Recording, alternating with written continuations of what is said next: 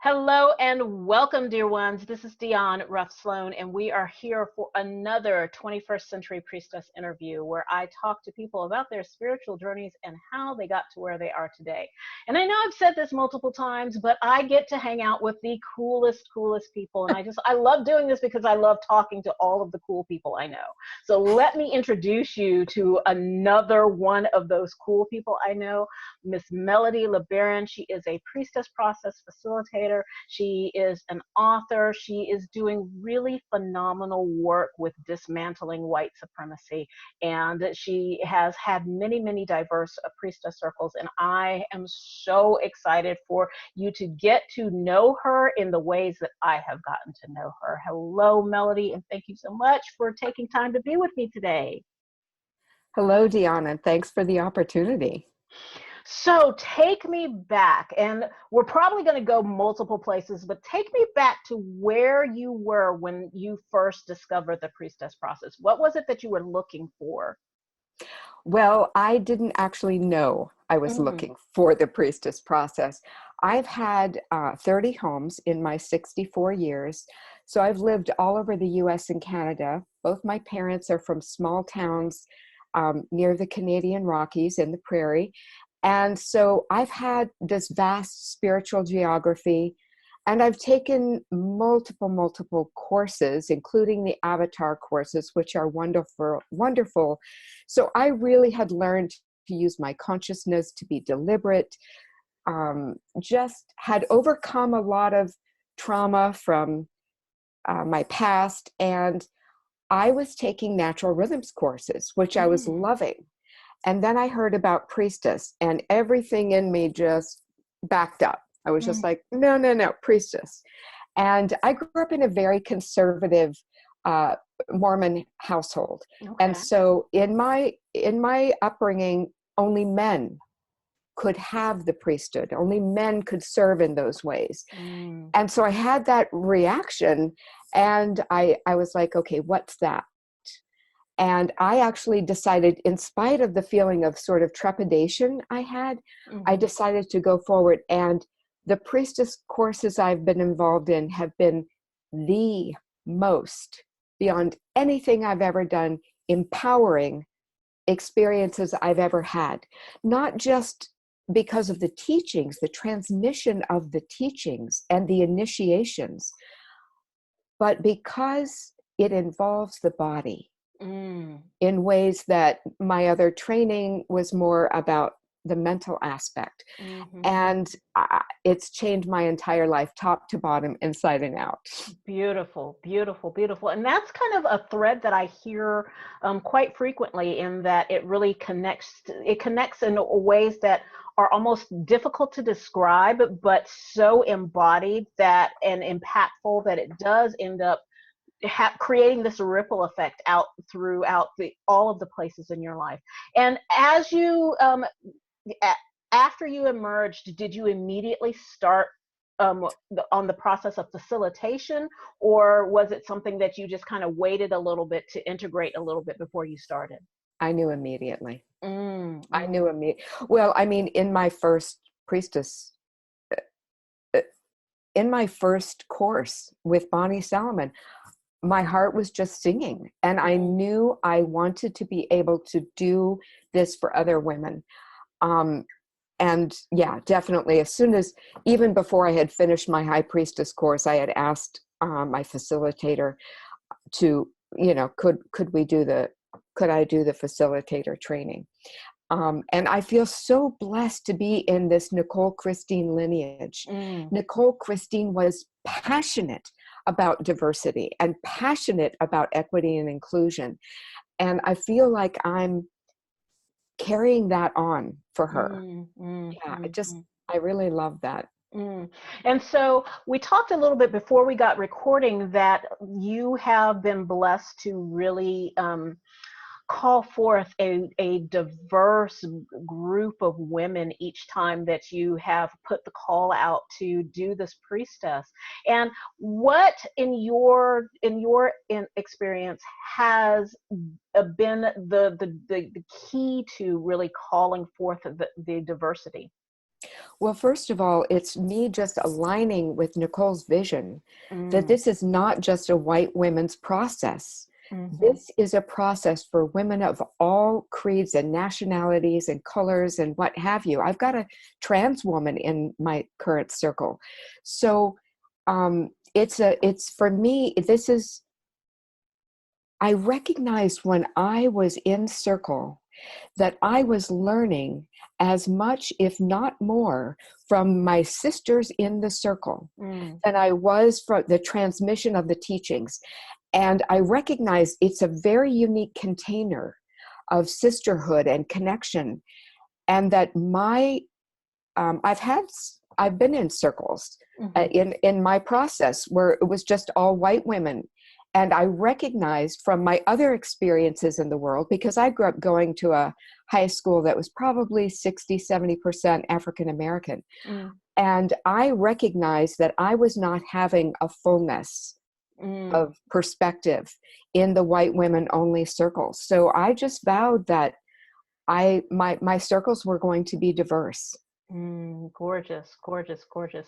And so now with the 2016 election and all of the buildup that led to that, you have really taken the next step in doing this kind of dismantling the white patriarchy uh, work and really embodying that for yourself. How has that impacted your priestessing in the world? Well, we just recently, in just before the holidays in 2017, we moved to Asheville, to the mountains. Mm, It's the first of my 30 homes I've ever like chosen. I want to move to that area. mm, It mm, wasn't a transfer or something like that, you know.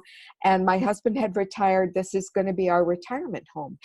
And it wasn't until after we arrived that I realized that out of the 30 homes I've lived in, Asheville is the most segregated mm, place I have ever lived. mm. And, you know, I was really distressed about that.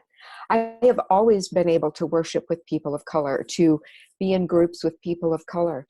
And I feel really blessed by that. So again, I was feeling sort of the narrowness of viewpoint.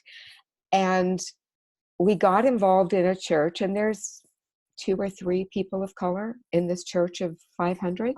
Mm, And so I was like, okay, I want to make a commitment to this group.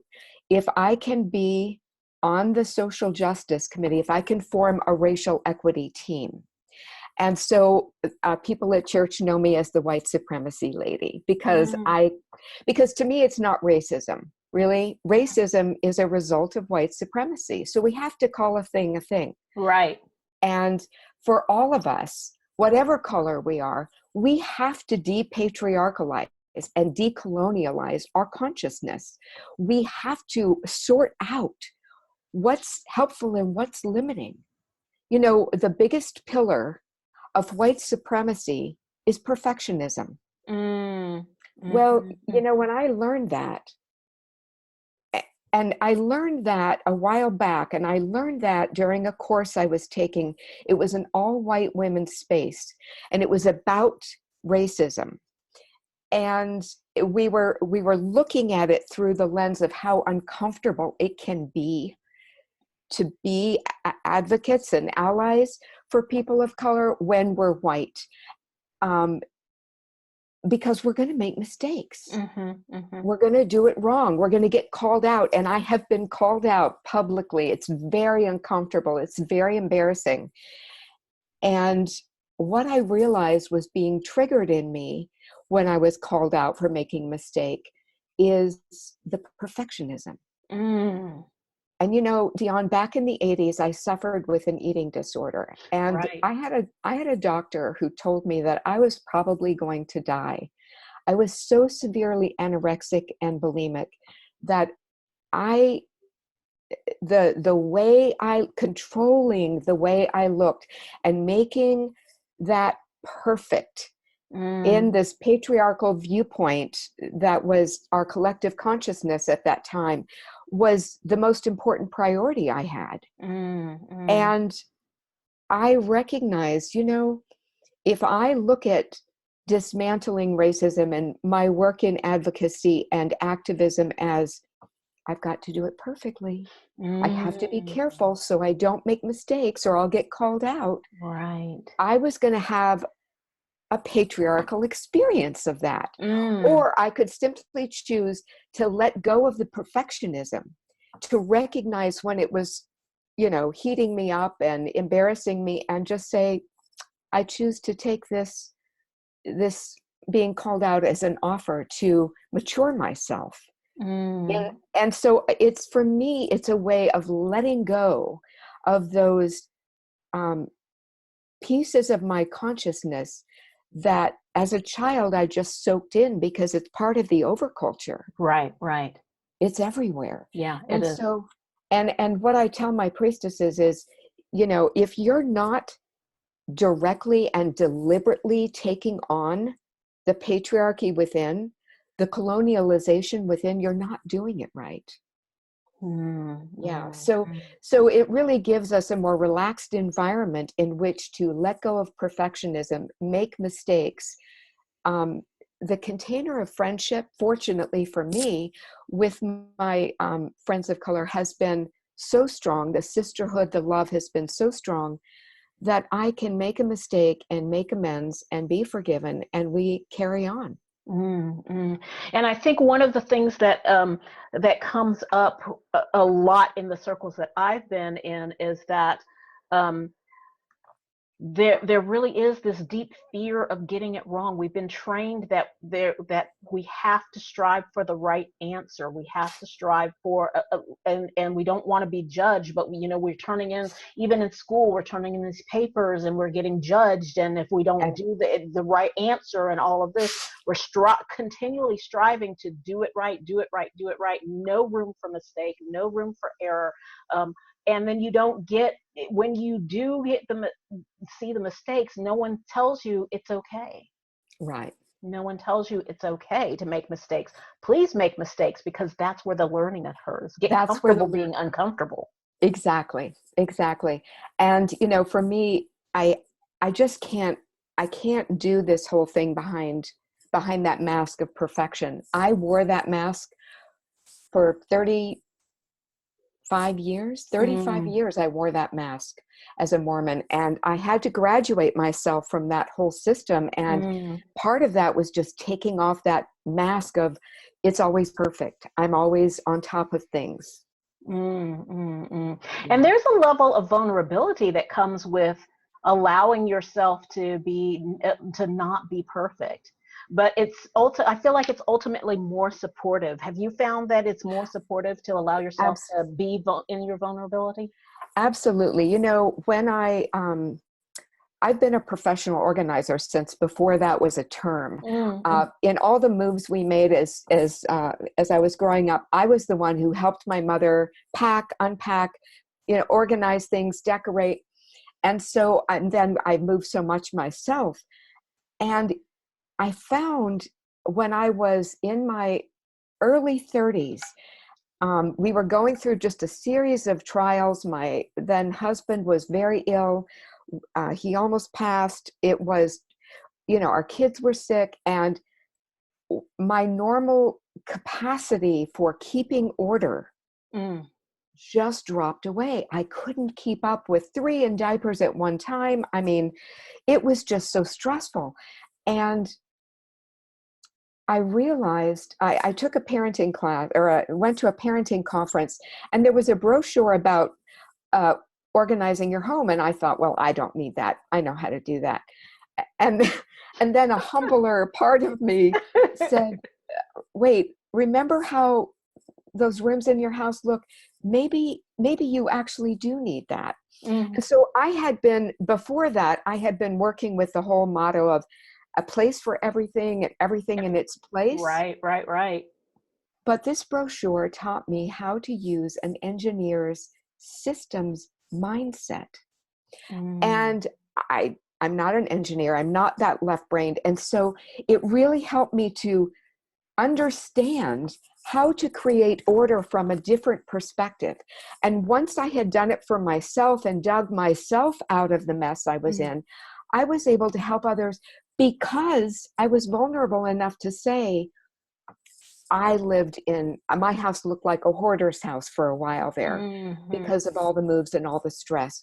So yes, that authenticity and vulnerability made people who needed my skills as a professional organizer, and later as a feng shui consultant, and later as a space clearing practitioner, it made them feel safe enough with me that they could invite me into their home, which wasn't the way they preferred it to be. And so I Beautiful. feel like when we can be open and honest about where our learning curve is or has been, people who need the medicine that we have will more easily find us and be Mm. comfortable with us. Gorgeous, gorgeous, gorgeous.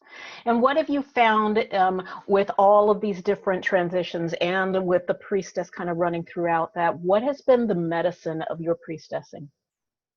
Oh, goodness. I would say I was priestessing before I ever really knew what that meant. Mm-hmm. Um, when I got my first shamanic astrology reading, I said, well, you haven't really described my mothering, my being a mother. And she said, well, there's not really in here a lot about you being a mother. Oh, wait, unless you considered mothering like being a priestess, like the way you tend and give your sacred work. And I said, well, of Mm. course that's how. And she was like, well, not every mother is on that wavelength. But Right, then right. she proceeded to tell me what was in my chart, which was a lot. But so for me, I think the way I mothered my 5 children and my 2 stepchildren, Mm-hmm. but then my mother died when I was 35. And that was my initiation into what I now call the death mysteries. Mm-hmm. And I took what I had learned with um, my organizing with my clients and feng shui and space clearing. And I took what I had learned having to be in feel with my children because they couldn't express what they needed when they were babies. Mm-hmm. And I took all of those skills and brought them forth in service to my mother. And I had what is now being called a shared death experience. So I was able to travel with her all the way up to the veil that separates this life from the next. Mm-hmm. And that veil was parted for me. And I got to experience what crossing that threshold was like for her. And then later for my father, and later for my stepmom and my sister and my son and 5 of my beloveds. So I feel like the work I do with conscious dying, I've got a book called Creating Sacred Space for Conscious Dying. And it is about how the room needs to support the physical, the mental, the emotional, and the spiritual processes of dying. But it's also how the dying person can prepare themselves to die consciously, and how we as caregivers can prepare ourselves to have an experience of not just the messy and mundane aspects of dying, Right. but the majesty and the mystery of dying. And it brings that element of support and sacredness into the dying process, and allows the mystery to kind of breathe. I think that's one of the Exactly. places that is still kind of touchy for people, and especially people who may not have experienced death themselves and have a friend who has had this major transformation in their life, and then what do I say and what do I do and all of those things. And so bringing that more consciousness to holding space for the vulnerability, allowing it to be, is phenomenal. Exactly. And when you can witness, when you can just hold space, like not have any attachment to it going this way or that, not having any judgment of this is gross or difficult. When we can be fully present without judgment or attachment, and we can midwife a death, that will change everything in our lives. I've had so many clients come to me for coaching or for personal clearing, And some of them are depressed. Some of them are telling me they have, suicidal ideation. And as I explore that with them and I present the idea, I want you to hold the idea that maybe there is a part of you, an aspect of your life that does need to die.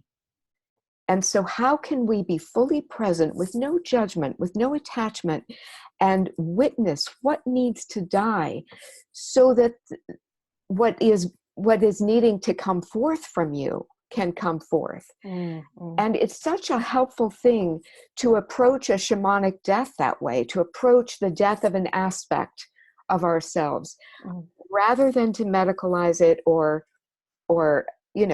get involved in labeling or judging. So it's been a profound experience to witness what holding sacred space for death has done for me, the ways in which it has matured my capacities, and then to see the rippling out effect it's had on everyone I come into contact. And I believe that's the medicine all of us who midwife a death will find.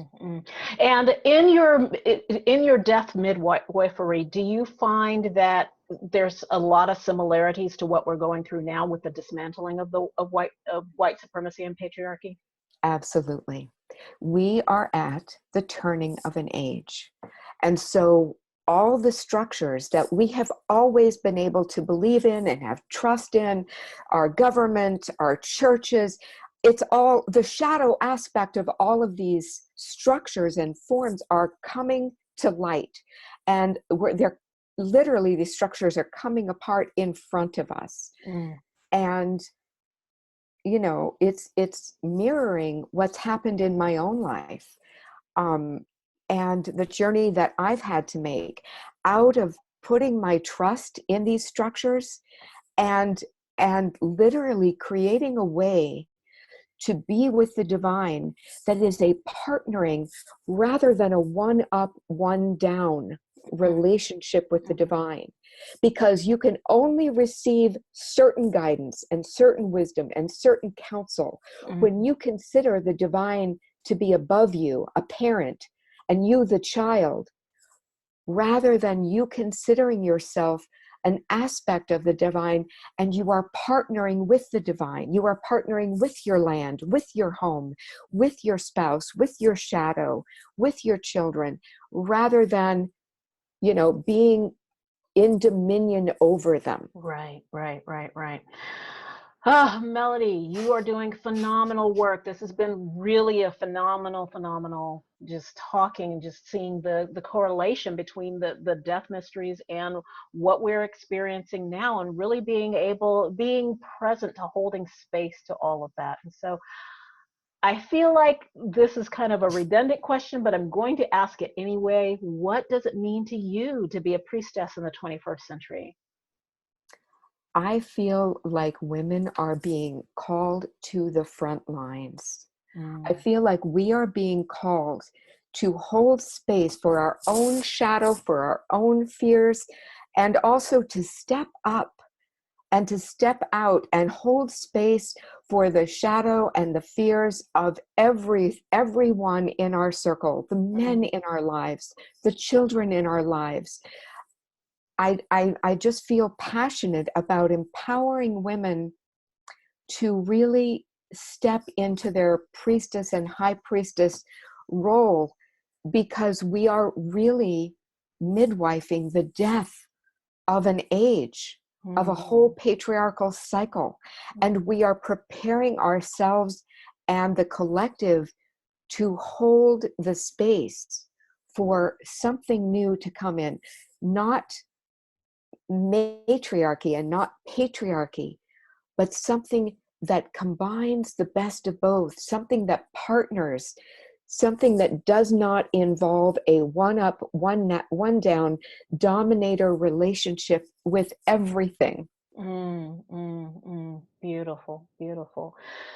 Thank you so much, Melody. I told you you were a fountain of wisdom, and you definitely are pouring forth a lot of really beautiful gems today in this interview. And Natural Rhythms community, you really want to be connected with this lady right here. I'm so grateful to call her my priestess sister. We stand shoulder to shoulder doing this deeper work, and I'm just so grateful for the time that I've gotten to spend with you in circle and also for our time today. Thank you, Dion. Me too. And I will make sure that we have all of her connection information in our description box so that you can get more goodness from Melody LeBaron. And if you enjoy this type of content, please make sure to give a thumbs up and subscribe to the Natural Rhythms channel so that you can be notified when we put up more videos. I am sending you all many, many, many blessings. Do take care, and thank you again, Melody. Thank you, Dion. Bye-bye. Bye.